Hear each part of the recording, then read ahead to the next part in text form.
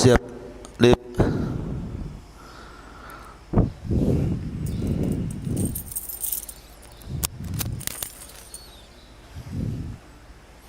Mana bagian kameramennya?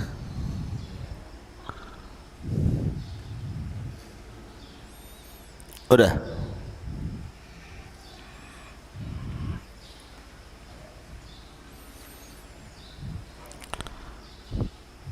Bismillahirrahmanirrahim.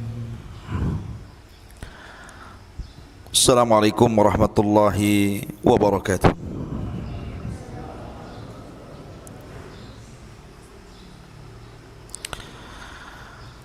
Alhamdulillah.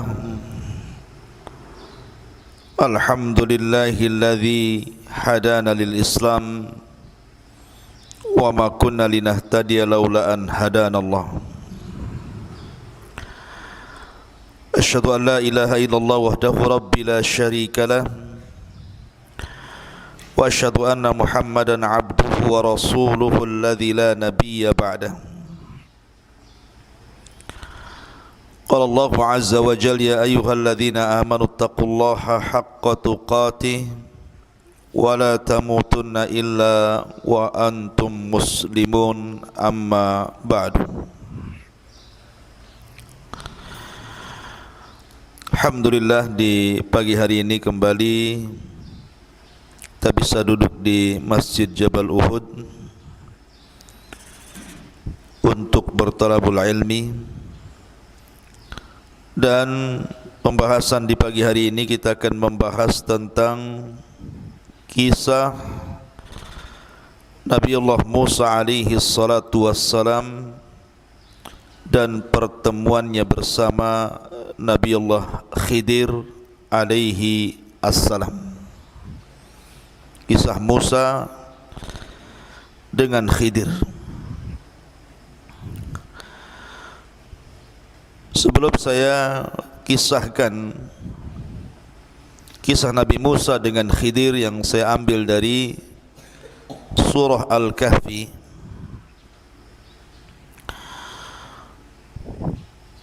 maka saya ingin jelaskan dulu siapa Khidir supaya nyambung kisahnya. Khidir alaihi salatu wassalam diperselisihkan para ulama apakah dia seorang nabi ataukah seorang wali ataukah seorang rasul.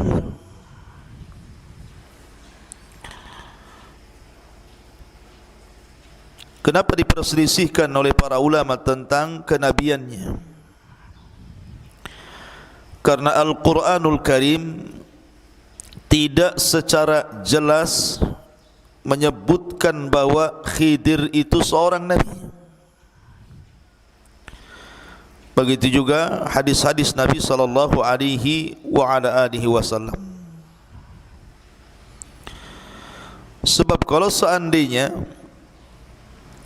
Al-Quran dan Sunnah Nabi sallallahu alaihi wasallam menyebutkan Khidir adalah satu di antara nabi-nabi yang ma'ruf seperti 25 nabi dan rasul, tentu meragukan kenabian Khidir bisa kufur. Tetapi karena tidak ada nas yang sharih yang jelas dalam Al-Quran atau Sunnah Nabi SAW, dari sini terjadi perselisihan para ulama. Apakah dia seorang nabi, seorang rasul, ataukah hanya sekedar wali dari wali-wali Allah? Yang mengatakan bahwa Khidir seorang nabi, tentu seorang nabi memiliki mukjizat. Disebutkan di dalam Sahihain atau dalam Sahih Bukhari dari Abu Hurairah radhiyallahu an,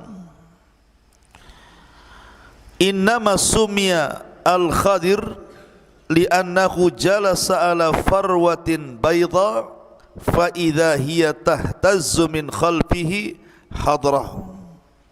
Jadi Khidir ini atau Khadir ini kalau dia lewat di sebuah tempat yang gersang, tempat yang tidak ada tumbuhan, gersang, kemudian Khadir lewat di situ, kemudian duduk di situ, hanya sekedar duduk di situ, maka bumi itu menjadi hijau. Karena Khadir itu memiliki mukjizat, maka disebut Khadir, menjadi hijau semuanya, menjadi tumbuhan yang tidak tumbuh itu menjadi tumbuh, makanya disebut Khadir. Bagi yang mengatakan bahwa Khadir adalah seorang nabi, berarti ini mukjizat. Mukjizat bagi Khadir bisa menghijaukan tempat yang gersang. Tapi bagi yang mengatakan dia bukan nabi tetapi dia wali, maka boleh jadi itu sebuah karamah. Karena keanehan di dunia ini berapa? Ada 3. Ada yang disebut dengan mukjizat, dan itu khusus para nabi dan rasul. Yang kedua, ada yang disebut dengan karamah, dan itu hanya dimiliki para wali-wali Allah. Dan yang ketiga, ada yang disebut dengan sihir, dan itu dimiliki para bomo, dukun, paranormal, dan yang semisalnya. Inilah keanehan di dunia. Kalau tidak mukjizat, karamah. Kalau tidak karamah, sihir. Bagi yang mengatakan Khidir adalah nabi, berarti menghijaukan tempat gersang mukjizat. Bagi yang mengatakan dia adalah wali, berarti itu sebuah karamah. Ada juga yang mengatakan bahwa ketika Nabi Musa alaihi salatu wassalam mendatangi Khidir, kemudian Nabi Musa mendapatkan banyak pelajaran dari Khidir. Kemudian Khidir menjelaskan kepada Musa bahwa apa yang dilakukannya ini bukan semata-mata dari dia, akan tetapi ini semua datang dari Allah subhanahu wa ta'ala. Jadi perintah membocorkan perahu, perintah membunuh anak kecil, perintah memperbaiki rumah rusak, itu semua perintah Allah. Menunjukkan bahwa Khidir ini bukan pandai-pandai dia mengajarkan Musa seperti itu, tetapi layaknya para nabi yang lainnya mendapatkan wahyu dari Allah subhanahu wa ta'ala. Nanti kita akan jelaskan kisahnya dan akan sampai kepada pembahasan yang kita akan bahas di pagi hari ini, kisah Khidir bersama Nabi Musa alaihi salatu wassalam. Kemudian juga tentang masalah Khidir, apakah dia masih hidup sampai hari ini, ataukah Khidir itu sudah meninggal dunia. Jadi perselisihannya, apakah Khidir masih hidup sampai hari ini, ataukah dia sudah meninggal dunia. Ada yang mengatakan bahwa Khidir ini masih hidup sampai sekarang. Ada yang mengatakan Khidir itu salah satu di antara orang-orang yang dipanjangkan usianya oleh Allah subhanahu wa ta'ala, sehingga diberikan usia sampai mendekati kiamat. Akan tetapi dalil-dalil tentang hidupnya Khidir sampai sekarang tidak ada yang sahih. Tidak ada yang sahih. Dan pendapat yang kuat bahwa Khidir itu sama dengan kita manusia biasa. Dia seorang nabi dan dia juga sudah wafat. Di antaranya adalah satu riwayat Bukhari. Jadi Imam Bukhari rahimahullahu ta'ala pernah ditanya tentang Khidir, apakah Khidir itu masih hidup atau sudah mati. Maka Imam Bukhari rahimahullahu ta'ala menukilkan sebuah sabda Nabi sallallahu alaihi wasallam, la yabqa ala ra'si mi'ati sanatin mimman huwal yawma ala dhahril ardi ahadun. Kata Nabi SAW, tidak mungkin seseorang itu hidup di atas 100 tahun sampai hari ini kecuali dia mati. Kemudian juga sebagian para ulama berdalil dengan surah Al-Anbiya ayat 34. Wa ma ja'alna li basyarin min qablikal khulda afa im mitta fahumul khalidun. Dan tidaklah kami jadikan untuk manusia sebelum wahai Muhammad kekal. Artinya tidak ada umat sebelum Nabi SAW kecuali mati. Kami tidak menjadikan manusia sebelummu itu kekal wahai Muhammad. Fa im mitta fahumul khalidun. Jika engkau mati kemudian mereka kekal, tidak ada, semua sudah mati.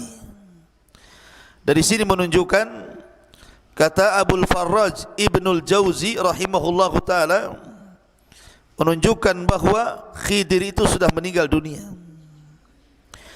Kemudian juga Syekhul Islam Ibn Taimiyah rahimahullahu ta'ala, Syekhul Islam Ibn Taimiyah rahimahullahu ta'ala mengatakan, "Lau kana al-Khadiru hayyan la wajaba alaihi an ya'tiya an-nabiy sallallahu alaihi wasallam wa yujahidu baina yadayhi wa yata'allamu minhu. Wa qad kana an-nabiy sallallahu alaihi wasallam yawma badrin qala Allahumma in tahlik hadhihi al-isabah la tu'bad fil ardi abada." Kata Syekhul Islam Ibn Taimiyah rahimahullahu ta'ala, kalau seandainya Nabi Khidir itu hidup sampai hari ini, maka Khidir wajib mendatangi Nabi SAW, berjihad bersama Rasul, belajar kepada Rasul SAW, karena Rasul pernah mengalami kesulitan di perang Badar. Ketika Nabi SAW keesokan harinya mau perang Badar, dia takut kekalahan. Makanya Rasul berdoa, "Ya Allah, kalau kau hancurkan kelompok yang sedikit ini, yang jumlahnya hanya 314 orang itu, engkau tidak akan ada yang menyembah lagi." Kata Syekhul Islam Ibn Taimiyah rahimahullahu ta'ala, dia mengatakan, kalau seandainya Khidir hidup, kenapa tidak hadir di perang Badar?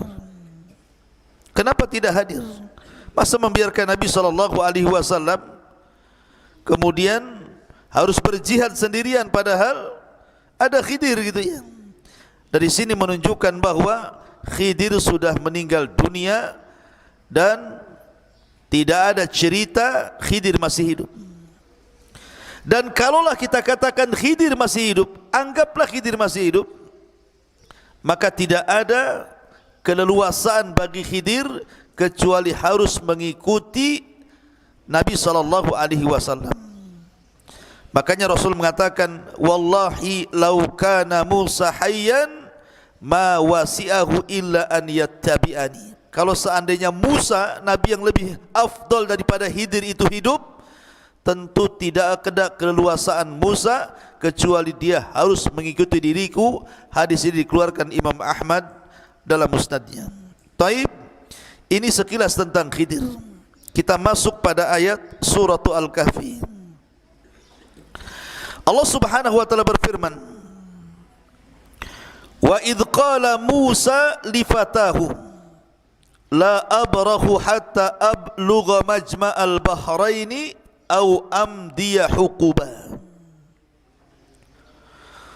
Coba perhatikan, jangan ribut. Dan ingatlah ketika Musa berkata kepada pembantunya. Siapa pembantunya di sini maksudnya? Maksudnya Nabiullah Yusha ibn Nun. Jadi Rasul Nabi Musa alaihi salatu wassalam berdua bersama siapa? Yusha ibn Nun. Sama dengan Nabi SAW ketika berdakwah dari Mekah ke Taif, berdua bersama siapa? Zaid ibn Harithah. Maka begitu juga Musa alaihi salatu wassalam ditemani oleh pembantunya namanya Yusha ibn Nun. Lah Yusha ibn Nun ini yang kelak akan meneruskan perjuangan Nabi Musa. Jadi ketika Nabi Musa alaihi salatu wassalam meninggal dunia di bumi linglung atau Ardut Tih itu, maka yang meneruskan perjuangan Musa itu adalah pembantunya Yusha ibn Nun yang memimpin jihad, yang kemudian mengambil Baitul Maqdis dan menempatkan Bani Israel di situ. Dan dia diberikan mukjizat mampu menahan matahari untuk tidak tenggelam saat perang. Itulah Yusha ibn Nun. Dan ingatlah ketika Musa berkata kepada pembantunya Yusha ibn Nun, aku tidak akan berhenti berjalan sebelum sampai ke pertemuan dua lautan, atau aku akan berjalan terus sampai bertahun-tahun. Disebutkan dalam riwayat ikhwan dari Abdullah ibn Abbas radhiyallahu anhuma, dari Ubay ibn Ka'ab. Dan Ubay ibn Ka'ab ini satu di antara 4 sahabat yang direkomendasikan Nabi SAW untuk diambil Al-Quran darinya. Kata Rasul, khudul Quran min 4. Ambillah Al-Quran dari 4 sahabat. Salah satunya adalah Ubay ibn Ka'ab. Jadi Ubay ibn Ka'ab ini menceritakan tentang kisah Nabi Musa alaihi salatu wassalam yang ia dengar dari Nabi sallallahu alaihi wasallam. Jadi suatu ketika kata Nabi sallallahu alaihi wasallam, Musa itu pernah berkhutbah di hadapan Bani Israel. Setelah berkhutbah, tiba-tiba berdiri seorang laki-laki dan mengatakan, ya Musa, ya Nabi Allah, apakah ada orang yang lebih berilmu dibandingkan dirimu? Apakah di sana ada orang yang lebih berilmu dibandingkan dirimu? Manusiawi, Musa itu bukan malaikat. Ya. Dia pun kemudian muncul sifat kemanusiaannya dan mengatakan, tidak ada orang yang lebih alim dibandingkan diriku. Dan dia lupa mengucapkan insya Allah. Lupa mengucapkan insya Allah. Harusnya insya Allah tidak ada kan gitu ya, kecuali aku gitu. Tapi Musa alaihi salatu wassalam menasabkan kepada dirinya seolah-olah ada kesombongan di sini. Ma'asyiral muslimin yang dimuliakan Allah Azza wa Jalla. Ataupun Musa alaihi salatu wassalam lupa untuk menasabkan ilmu kepada Allah Azza wa Jalla. Makanya dari sini kemudian Allah Subhanahu wa taala memberikan pelajaran kepada Musa alaihi salatu wassalam, seolah-olah Allah ingin katakan, hei Musa, jangan berkata seperti itu. Karena di sana ada orang yang memiliki ilmu yang engkau tidak punya. Maksudnya diisyaratkan kepada Nabi Allah Khidir alaihi salatu wassalam. Maka sebagai bentuk hukumannya, karena engkau sudah mengatakan seperti itu, maka engkau harus rihlah untuk talabul ilmi, cari orang namanya Khidir, dan tempatnya di antara pertemuan dua lautan. Subhanallah. Suruh nyari alamat tak jelas. Sekarang kan enak tuh pakai Google Map, ya kan? Kalau ini kan enggak jelas alamatnya, pokoknya ada pertemuan dua lautan, kau di situ akan dapatkan Khidir. Enggak jelas RT-nya berapa, RW-nya berapa, kelurahan berapa, kecamatan mana, enggak jelas. Ya. Pokoknya pertemuan dua lautan, carilah pertemuan dua lautan itu, kau akan dapat Khidir di situ katanya. Subhanallah ikhwan, ini rihlah perjalanan yang enggak jelas alamatnya. Makanya Musa alaihi salatu wassalam dia mengatakan dalam surah Al-Kahfi ini, au amdiya hukuba, atau aku akan berjalan terus bertahun-tahun sampai berjumpa dengan Khidir itu. Ini namanya azam yang kuat bagi talabul ilmi. Dan begitulah para ulama mengajarkan kepada kita adanya rihlah, adanya safar untuk talabul ilmi, sebagaimana Jabir bin Abdullah radhiyallahu an harus safar dari Madinah menuju Syam menemui Abdullah ibn Unais hanya ingin mendapatkan satu buah hadis Nabi sallallahu alaihi wasallam. Begitulah para ulama dulu ketika mencari ilmu. Maka Musa mengajarkan kepada kita untuk rihlah li talabul ilmi. Dan Nabi SAW bersabda, man salaka tariqan yaltamisu fihi ilma, sahhalallahu bihi tariqan ilal jannah. Barang siapa yang berjalan mencari ilmu agama, maka Allah permudah langkahnya menuju surga. Kemudian Allah mengatakan, falamma balagha majma'a bainihima nasyahu tahuma fattakhadha sabilahu fil bahri saraba. Maka ketika mereka sampai ke pertemuan dua lautan itu, mereka lupa ikannya. Lalu ikan itu melompat mengambil jalannya menuju lautan. Begini ikhwan, ketika Allah Subhanahu wa taala memerintahkan Musa untuk mencari Khidir, kemudian alamatnya hanya di pertemuan dua lautan itu. Allah hanya memberikan alamat. Dengan cara apa? Bawalah ikan. Karena bagaimanapun Bani Israel itu kan pernah tinggal di Mesir. Dan orang Mesir itu suka menjala ikan. Mereka para nelayan, sehingga kemudian mereka terbiasa makan ikan. Lah ikan yang dimaksud di sini artinya ikan yang diasinkan. Jadi ikan yang sudah meninggal, sudah mati, diasinkan, kemudian dijadikan bekal. Allah mengatakan kepada Musa, nanti kalau engkau sudah sampai di pertemuan dua lautan, ikan itu akan hidup, kemudian loncat di situ, kemudian akan memberikan petunjuk jalan di mana Khidir ada. Itu tandanya. Maka Musa dengan Yusha ibn Nun ini berjalan entah berantah ke mana, menyisiri tepi-tepi lautan, mencari pertemuan dua lautan. Terjadi khilaf para ulama tentang masalah Majma'al Bahrain ini. Sebenarnya pertemuan dua lautan di sini maksudnya dua lautan apa di sini? Ada yang mengatakan bahwa yang dimaksud dua lautan di sini artinya adalah Bahrul Faris wa Bahrul Rum.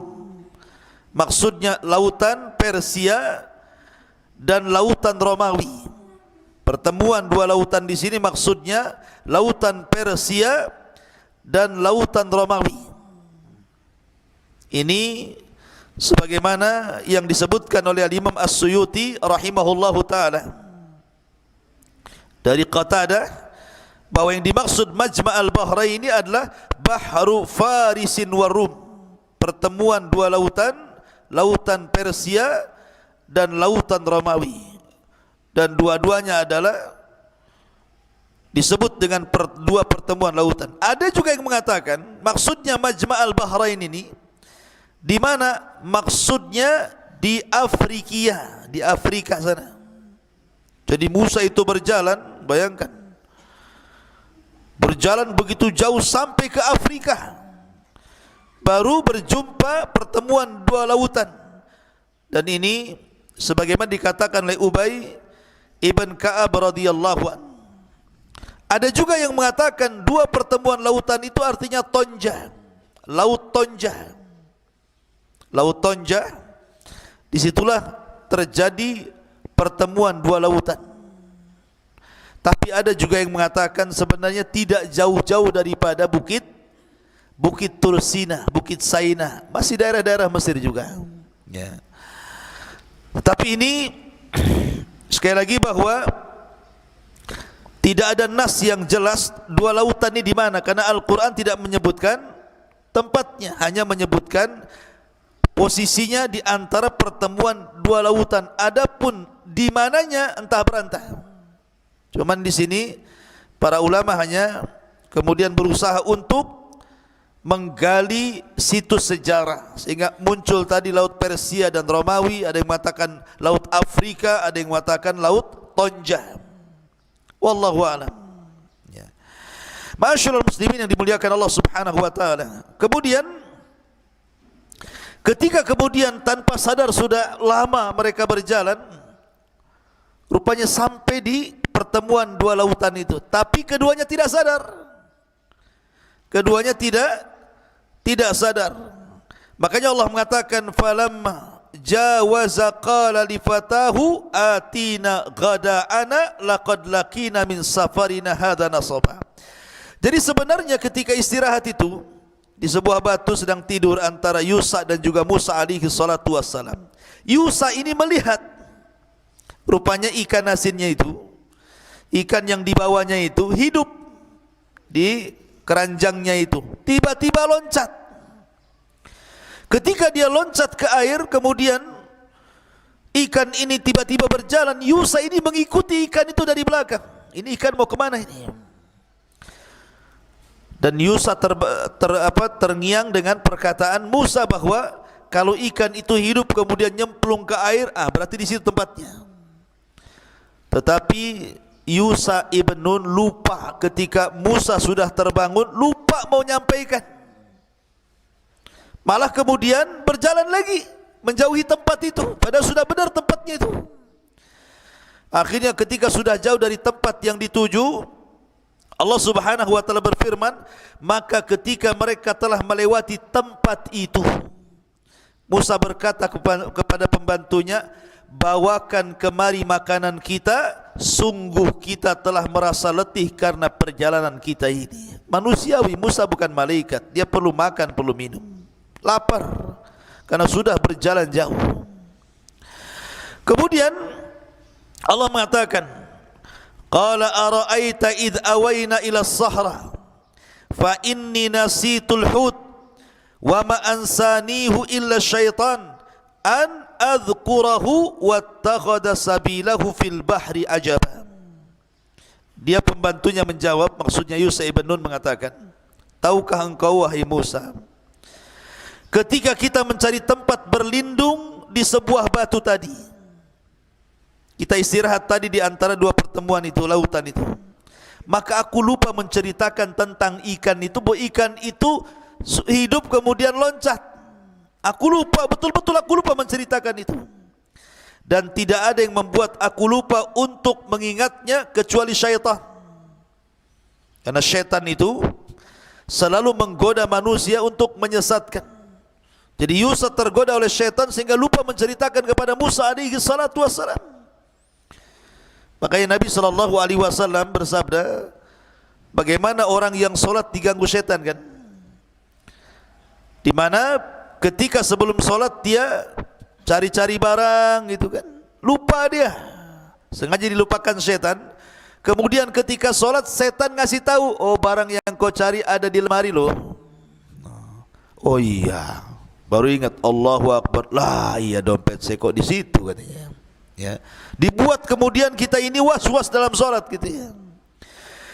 Maka kata Yusa ibn Nun alaihi salatu wassalam, dan ikan itu mengambil jalannya menuju lautan dengan cara yang aneh sekali. Kata Musa, kenapa kau baru cerita? Ma'asyiral muslimin yang dimuliakan Allah Subhanahu wa taala. Makanya Musa mengatakan, qala dzalika ma kunna nabghi fartadda ala atharihi ma qasasa. Kata Musa, lah itu kan tempat yang kita cari selama ini, pertemuan dua lautan, dan ketika sudah sampai di situ maka Allah akan hidupkan ikan kemudian loncat. Lalu keduanya kembali ke jalan semula, mengikuti jejak-jejak jalan supaya tidak sesat kembali, balik lagi ke tempat istirahat pertama. Akhirnya ketika sudah kembali ke tempat istirahat pertama, Musa mulai mencari-cari Khidir di situ. Jalan ke barat, ke timur, ke utara, ke selatan gitu ya. Akhirnya Allah takdirkan Musa pun berjumpa dengan seseorang. Dialah Khidir alaihi salatu wassalam. Fawajada abdan min ibadina atainahu rahmatan min indina wa allamnahu min ladunna ilma.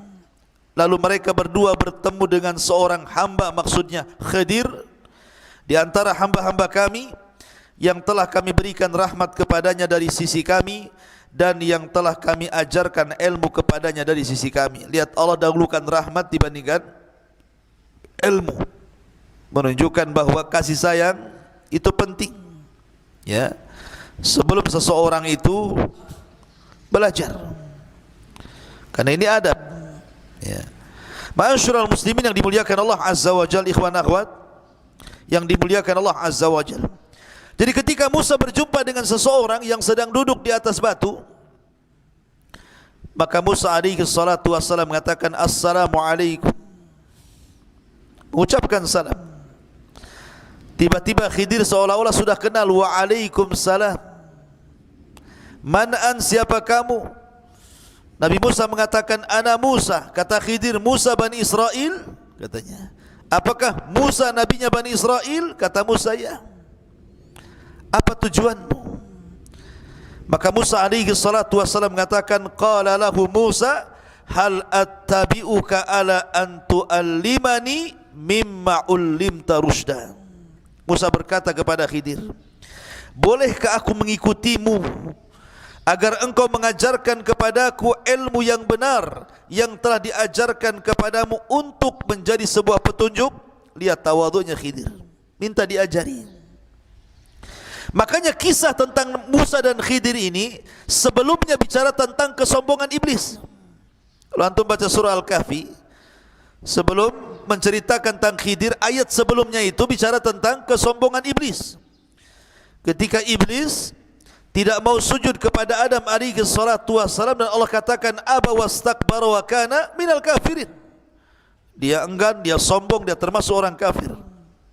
Padahal sudah jelas-jelas Adam itu dilebihkan dari iblis dengan ilmu.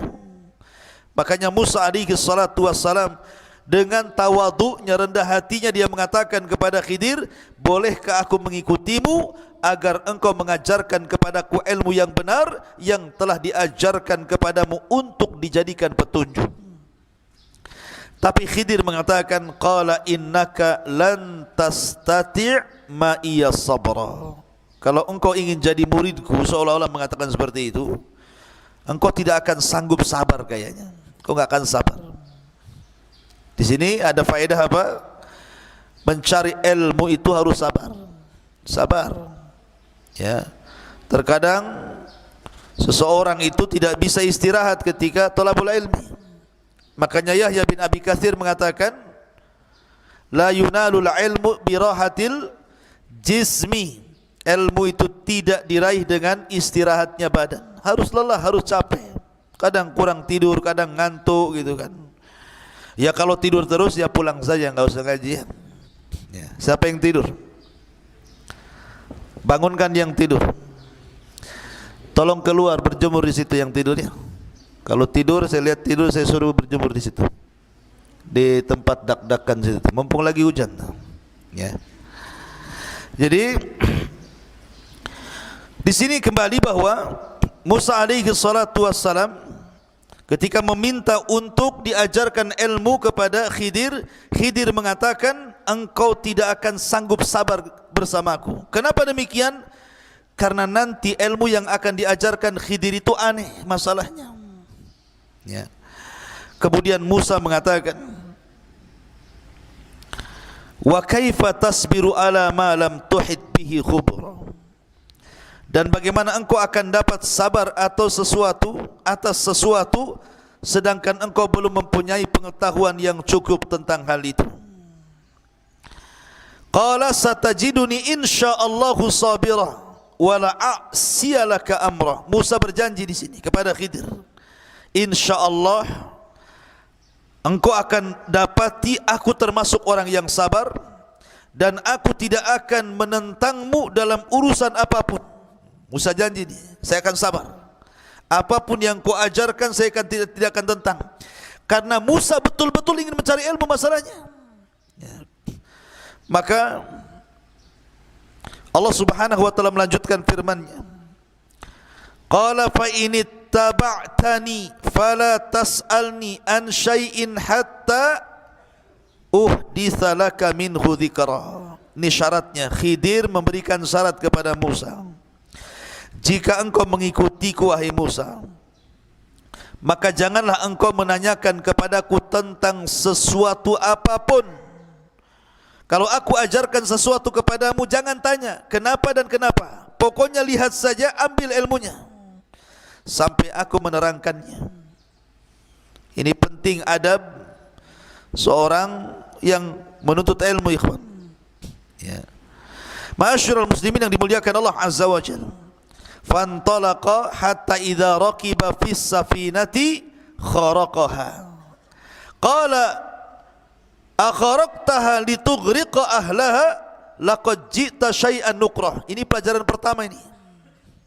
Jadi Nabi Musa alaihi salatu wassalam diajak safar oleh Khidir, kemudian naik perahu. Di dalam perahu itu ada 8 orang, berarti 10 orang dengan Musa dan Khidir. 8 orang yang di atas perahu itu semua orang-orang miskin, orang-orang fakir. Ya. Satu perahu dengan Nabi Musa alaihi salatu wassalam dan dengan Khidir alaihi salatu wassalam, karena Yusa sudah pulang. Yang jelas Musa sudah berjumpa dengan Khidir, tugas dia selesai mengantarkan, Yusa pulang. Dan ingat ikhwan, sebenarnya secara keutamaan Musa itu jauh lebih utama dibandingkan Khidir. Kenapa? Karena Musa seorang nabi, Musa seorang rasul, Musa kalimullah, dan dia adalah nabi dari nabi-nabi yang masyhur dari nabi Bani Israel. Adapun Khidir diperselisihkan kenabiannya, apalagi kerasulannya, dan dia bukan kalimullah. Ya.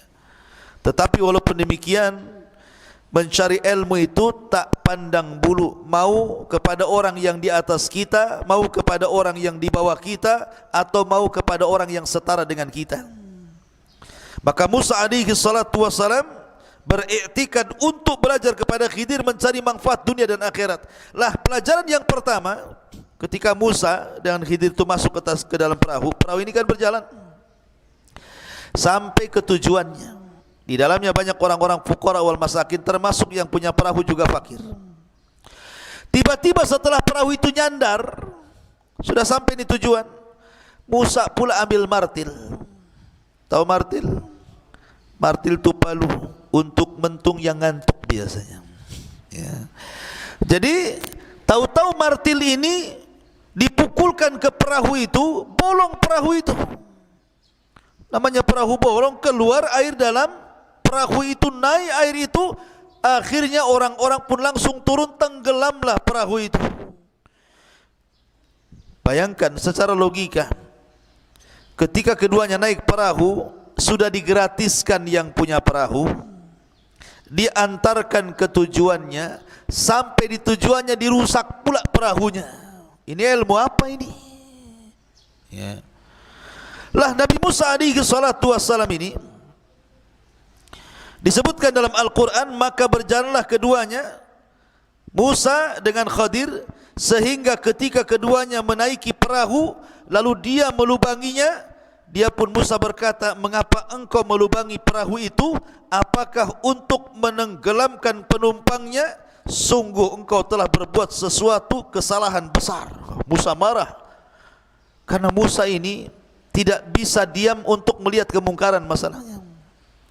Di masa mudanya saja dia ketika dia berjalan malam-malam di gang-gang di Mesir, ada anak muda kelahi, yang satu dari Bani Israel, yang satu dari kaum Kiptinya Firaun, kelahi. Langsung oleh Musa dilerai, jangan kelahi kalian.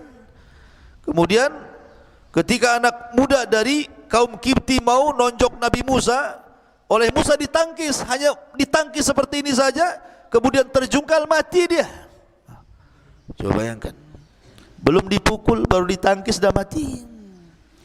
Menunjukkan bahwa Musa ini kuat kan gitu, bukan tenaga dalam, bukan. Ya. Musa seorang nabi, kuat. Artinya Musa itu tidak tahan melihat kemungkaran gitu.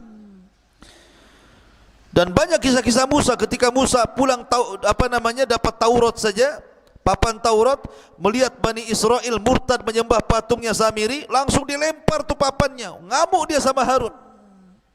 Ya. Jadi Musa itu tidak tahan. Memang Allah anugerahkan kepada Musa itu tabiat kepemimpinan.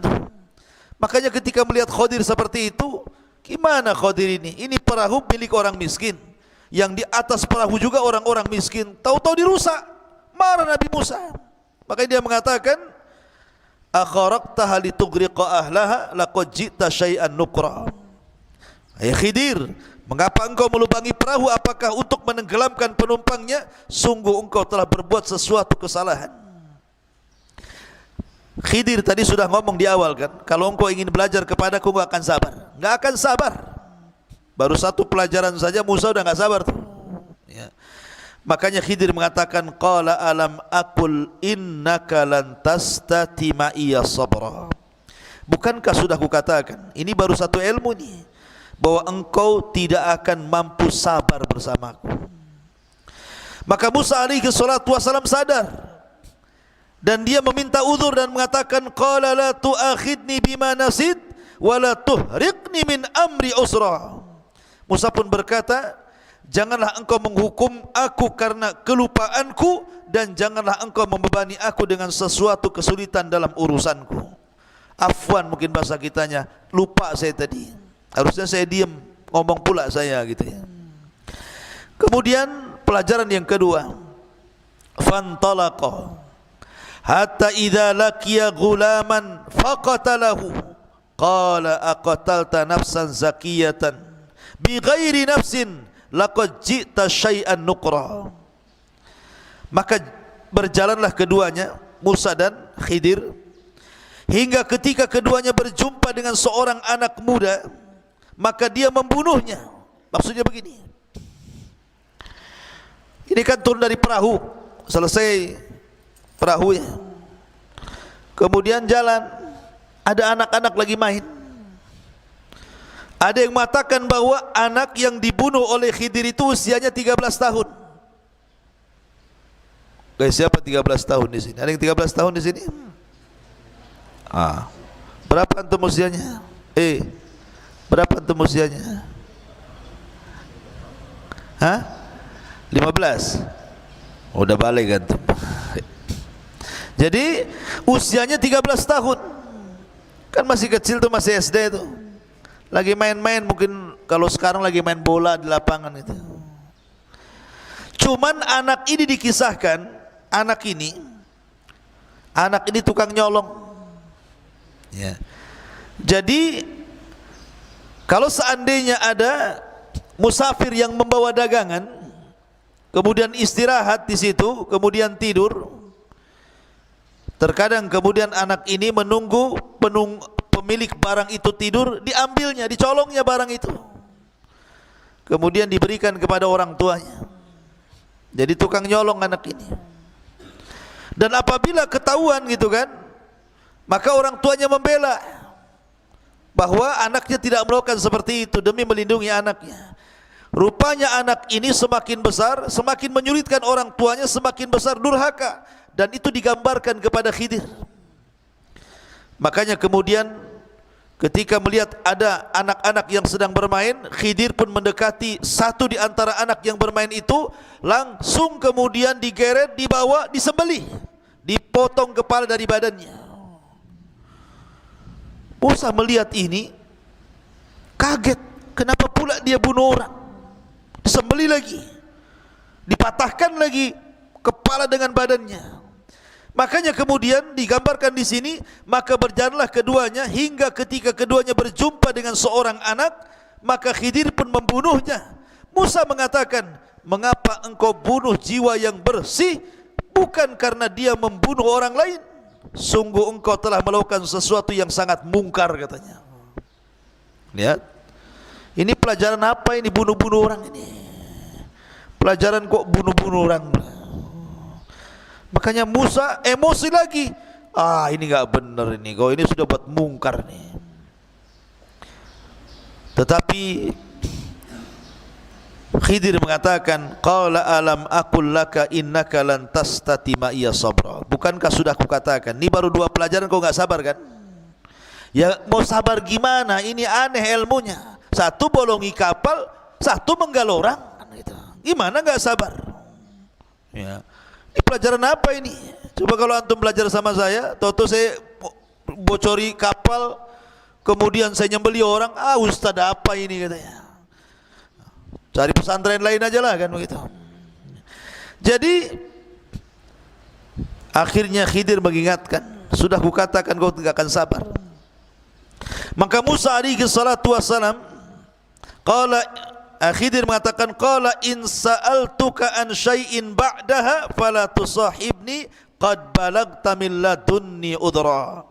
Maka Musa pun mengatakan, jika aku bertanya kepadamu tentang sesuatu setelah ini, maka janganlah engkau bolehkan aku menyertaimu sehingga cukup pertemuanku sampai di sini dan engkau bersabar menerima alasan dariku. Maksudnya begini, kata Musa, ya sudahlah, ini terakhir. Kalau nanti aku tanya lagi, aku mengatakan apa lagi tentang dirimu, sudah, saya tidak akan ikut lagi dengan kamu. Tapi tolong, ya, jangan sampai kemudian kau usir aku, beri kesempatan lagi. Maka Khidir pun berikan kesempatan. Kemudian Khidir mengajarkan pelajaran yang ketiga. Fantalaqa hatta idza ataya ahla qaryatin istat'ama ahlaha fa abau an yudayyifuhuma fawajada fiha jidaran yuridu an yanqad fa aqama qala law syi'ta latakhadta alaihi ajra. Maka keduanya berjalan hingga ketika keduanya sampai kepada penduduk sebuah negeri. Mereka berdua meminta dijamu oleh penduduknya, tetapi mereka penduduk negeri itu tidak mau menjamu mereka. Kemudian keduanya mendapatkan dinding rumah yang hampir roboh, lalu dia menegakkannya. Musa pun berkata, jika engkau mau, niscaya engkau dapat meminta imbalan untuk itu. Maksudnya begini, ini kan Musa dengan Khidir ini kan berjalan terus, lelah, capek, akhirnya habis bekalnya.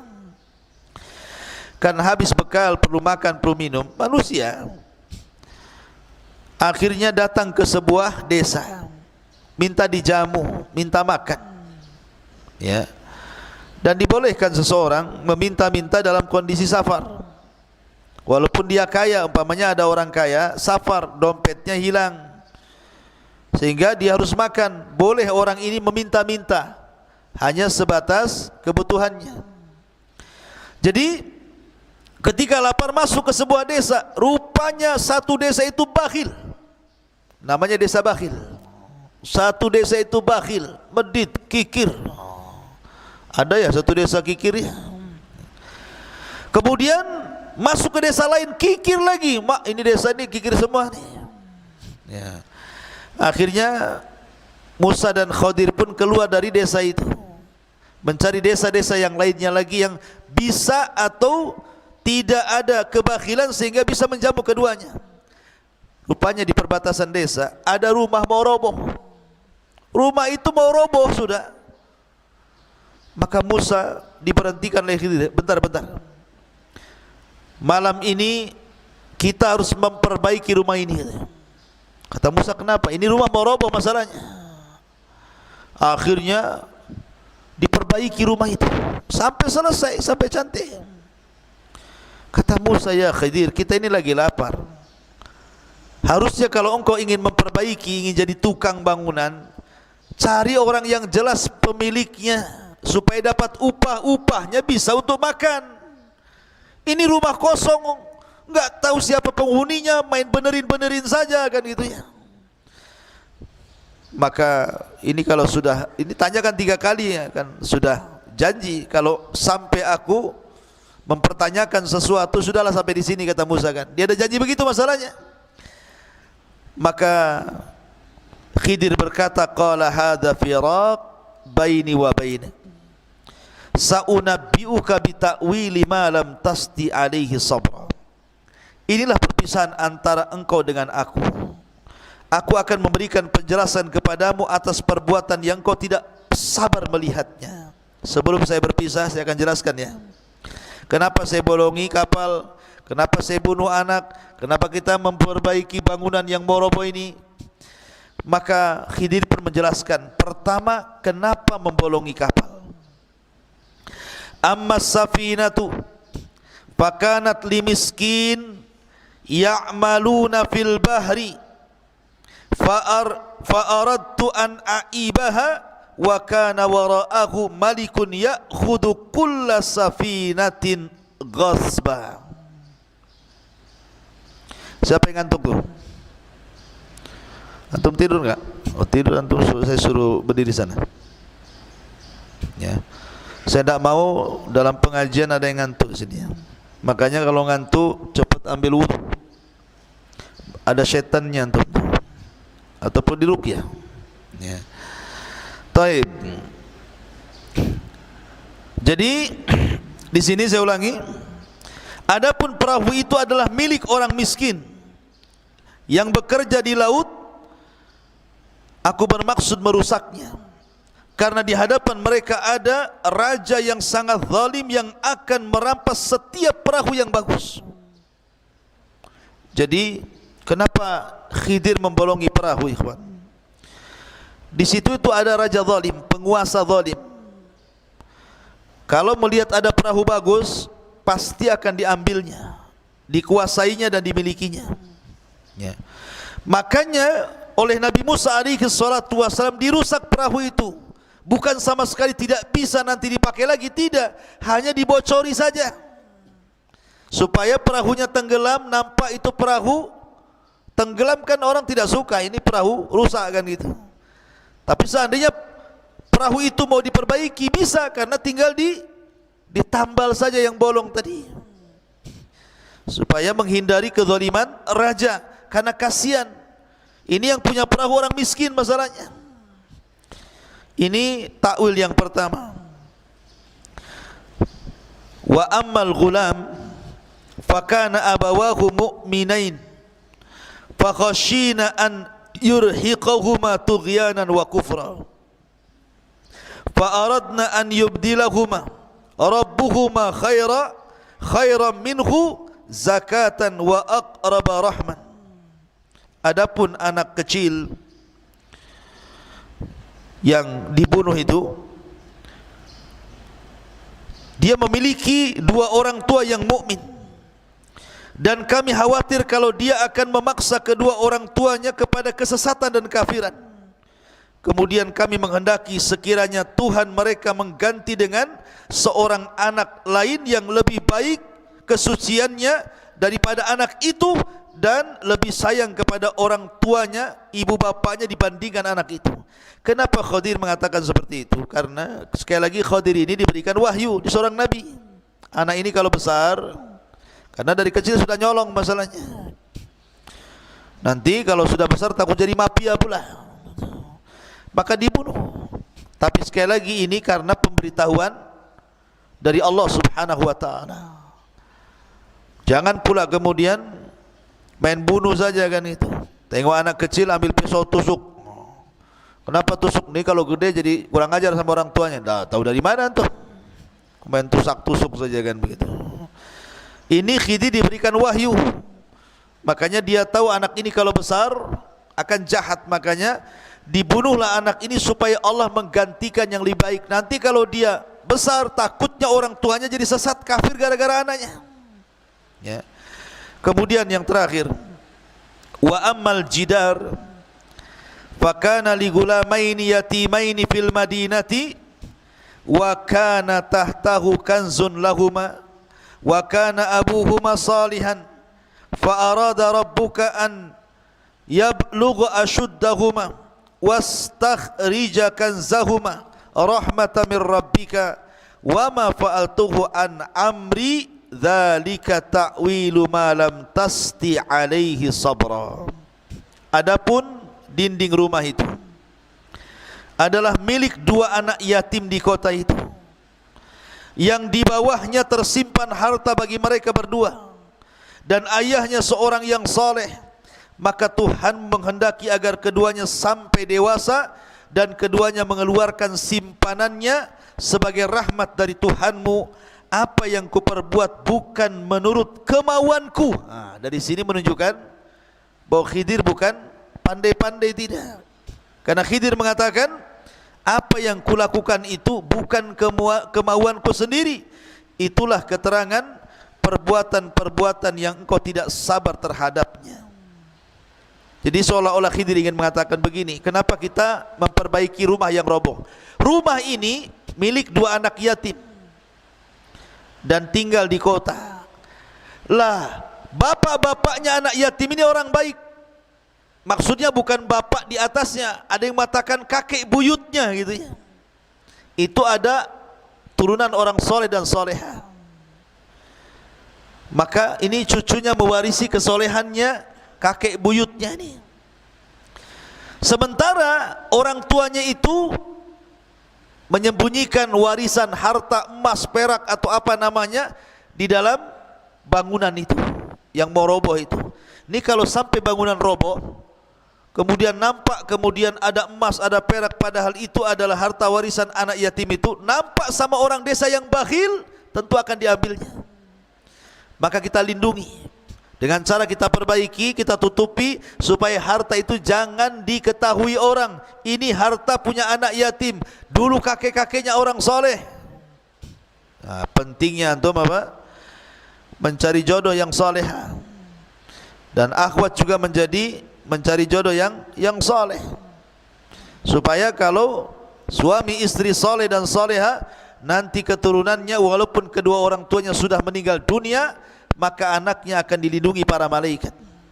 Lihat bagaimana di sini Allah melindungi dua anak yatim lewat Khidir alaihi salatu wassalam dalam perjalanan mencari ilmunya Musa alaihi salatu wassalam. Ini diantara cuplikan tentang kisah Khidir alaihi salatu wassalam di dalam Al-Quranul Karim, tepat pada surah Al-Kahfi.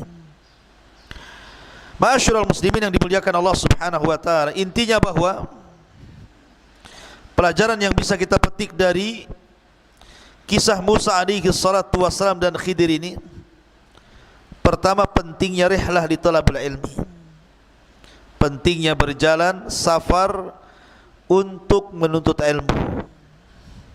Makanya para ulama ketika membuat bab tentang rihlah li talabul ilmi, salah satu dalilnya adalah rihlahnya Musa kepada Khidir untuk talabul ilmi. Yang kedua, di sini kita diajarkan akhlak tawadhu. Walaupun Musa jauh lebih agung dibandingkan Khidir, maksudnya lebih alim, lebih saleh, pokoknya lebih lah dibandingkan Khidir, tetapi Musa alaihi salatu wassalam tawadhu, rendah diri.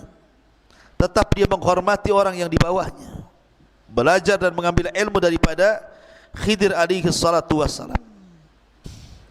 Karena bagaimanapun pengetahuan yang Allah Subhanahu wa taala berikan kepada kita itu tidak lebih daripada seekor burung yang mengambil air di lautan.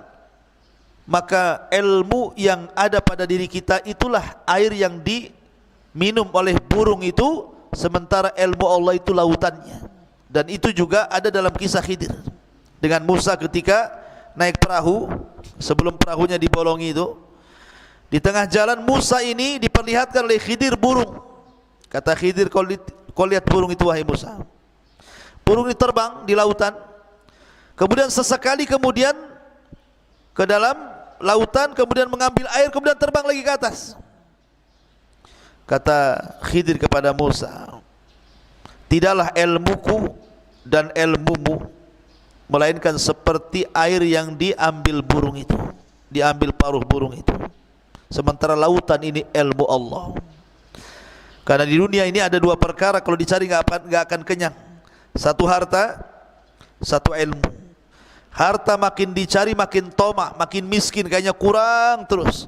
Ilmu kalau dicari makin bodoh kita ini, rupanya banyak pengetahuan yang belum dipelajari. Makanya pentingnya mencari ilmu itu tulus zaman, lamanya waktu, kata Imam Syafi'i rahimahullah ta'ala. Kemudian yang ketiga, di antara pelajaran dari kisah Khidir ini, ikhwatu fiddin yang dimuliakan Allah Azza wa Jalla, pentingnya sabar. Sabar di dalam menuntut ilmu, sabar di dalam mengamalkan ilmu dan sabar di dalam mendakwahkan ilmu. Makanya sifat seorang talabul ilmi ada 4: ilmu, amal, dakwah, sabar. Ilmu, amal, dakwah, sabar. Dan itu tertuang dalam surah Al-Asr. Wal asri, demi masa, innal insana lafi khusrin, manusia itu dalam kondisi merugi, illal ladzina amanu, kecuali orang-orang yang beriman, maksudnya berilmu. Setelah itu wa amilus solihat, beramal soleh. Setelah itu berdakwah, wa tawasaw bil haq. Setelah itu sabar, wa tawasaw bis sabr. Ya. Kemudian yang terakhir, faedah dari kisah perjalanan Nabi Musa alaihi salatu wassalam dan Khidir ini, ikhwatul fiddin dimuliakan Allah azza wajal. Pentingnya seseorang mengucapkan insyaallah dalam setiap apa yang akan dilakukannya. Serahkan semua atas kehendak Allah. Karena Allah kalau seandainya kita berkehendak tetapi Allah tidak berkehendak, maka tidak mungkin terjadi. Tapi kalau seandainya Allah berkehendak walaupun kita tidak berkehendak, pasti terjadi. Maka siapapun yang mengucap insyaallah pasti wufik, akan diberikan taufik. Wallahu a'lam bishawab. Ini yang bisa sampaikan. Taib, masih sisa hadiah semalam. Ya. Dan saya ucapkan kepada Kiswah TV yang sudah ngasih hadiah dan wali murid. Apa lagi ini? Gemes. Gemes lagi. Taib. Perhatikan, ikhwan dulu.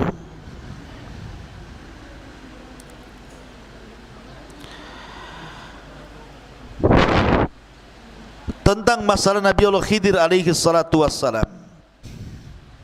Khidir ini pendapat yang kuat, apakah dia seorang nabi, seorang rasul, ataukah wali?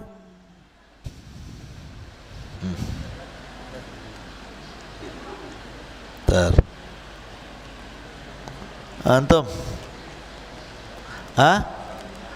Seorang nabi. Ahsan. Pertanyaannya, apa mukjizatnya Khidir? Antum yang gemuk tu, Ahsan, bisa menghijaukan tempat gersang karena disebut Khidir. Taib akhwat, perhatikan, Majma' al-Bahraini, dua pertemuan lautan. Maksudnya lautan apa di sini?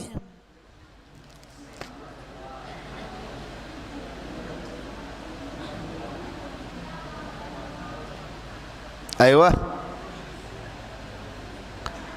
laut.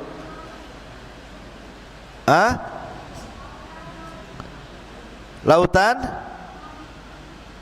Mengapa dia? Aiyah, betul. Taib. Sekarang ikhwan lagi, karena akhwat susah dengarnya ya. Ikhwan dengarkan lagi. Ketika Nabi Musa berangkat kepada Khidir untuk talabul ilmi, dengan siapa dia? Antum depan. Antum, betul. Yusa ibn Nun. Ahsan. Akhwat, mukjizatnya Yusa ibn Nun apa? Akhwat, semangat kali antum soal makan ya.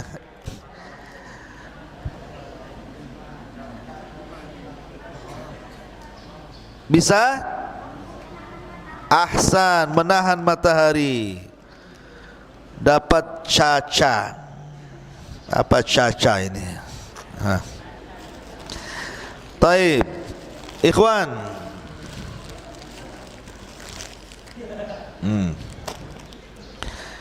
Salah satu pelajaran Nabi Khidir kepada Musa apa? Nah, antum membolongi kapal. Ahsan. Yang lain? Nah, antum. Membunuh anak kecil, ahsan. Ahwat, apa lagi? Bolongi kapal sudah, membunuh anak kecil sudah. Yang ketiga apa? Ahsan, memperbaiki bangunan roboh. Sekarang satu alasannya, kenapa Khidir membolongi kapal? Ujung tuh.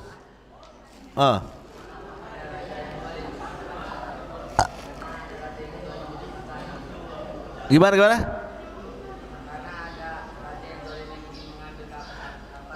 Ahsan, karena ada raja zalim yang ingin mengambil kapal maka dilubangi. Taib. Akhwat, kenapa Khidir membunuh anak itu?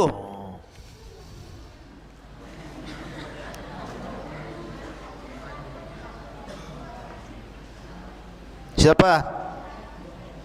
Karena takut apa? Halo?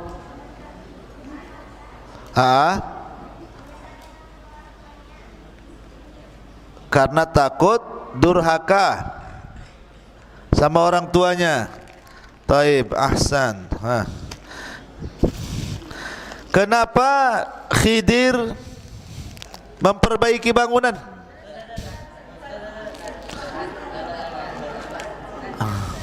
Ntar dulu, mana pula yang udah sudahlah. Antum tuh, itu belakang. Cepet.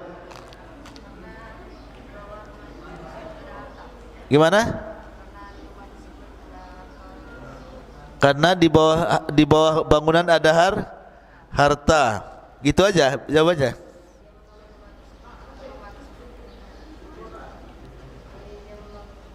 Ahsan, masya Allah. Fadal.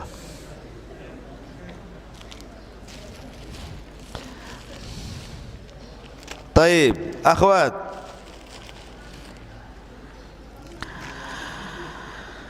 Apa pelajaran yang bisa dipetik dari kisah Nabi Musa dan Khidir ini? Satu aja.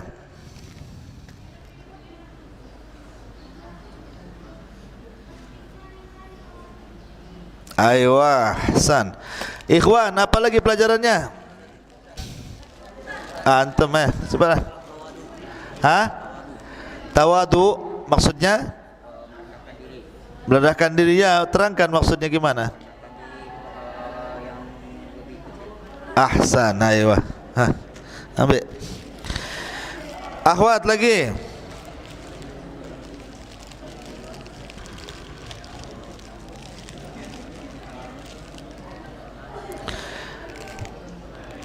Dengan apa Allah Subhanahu wa taala memberikan alamat? Kalau seandainya alamat itu sampai di situ, maka dia akan berjumpa dengan Khidir. Dengan apa Allah kasih alamatnya? Dengan gangkah? Dengan apa?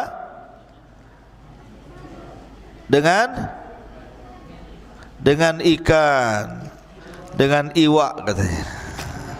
Dapat ya. Taib. Ahsanti. Antum ikhwan, apa ini?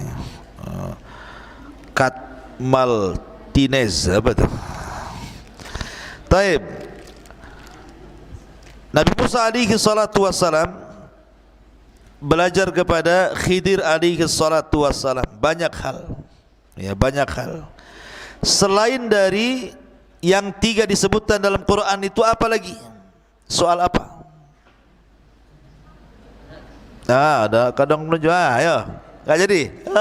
Nggak jadi antum. Gimana soal burung tuh?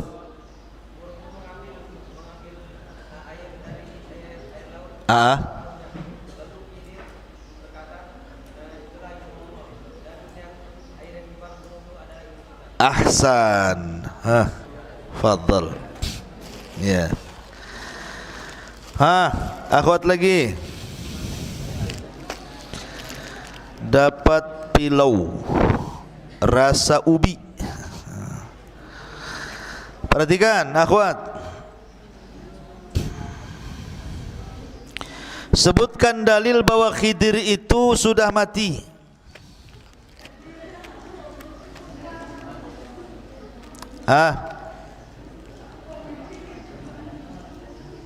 Apa dalilnya kalau Khidir itu meninggal?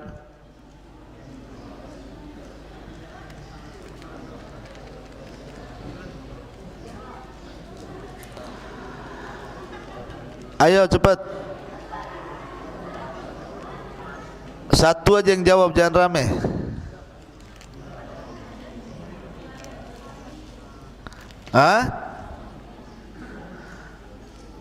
Surah apa?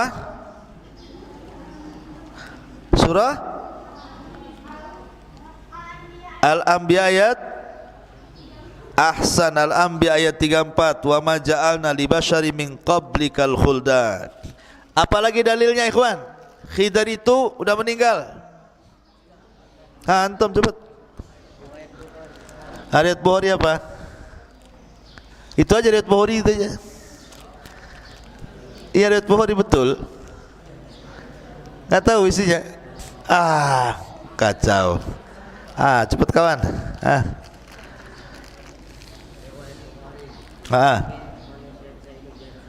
Ahsan. Nah gitu. Bukhari kan banyak itu. Kitab Sahih itu berapa isi hadisnya itu? Ya kan? Akhwat lagi. Perhatikan.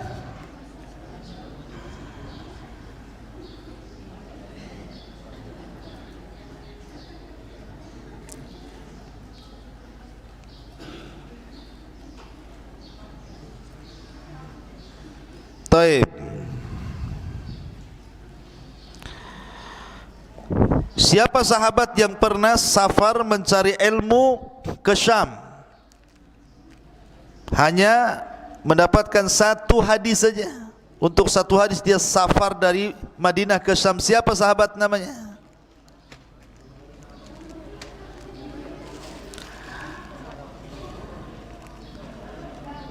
Jabir bin Abdullah. Ahsanti. Siapa yang ditemui di Syam? Ikhwan, Jabir ini kan ke Syam mencari satu hadis Nabi. Kepada sahabat siapa yang ada di Syam? Abdullah ibn Unais. Ahsan, Masya Allah.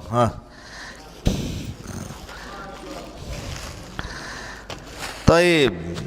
Terakhir. 1 tambah 1 berapa? Kalau itu aja tuh langsung ini. Bukan itu pertanyaannya. Ya. Taib. Pertanyaannya, sebutkan faedah. Tadi kan belum banyak faedahnya, ikhwan, tentang pertemuan Musa dan Khidir.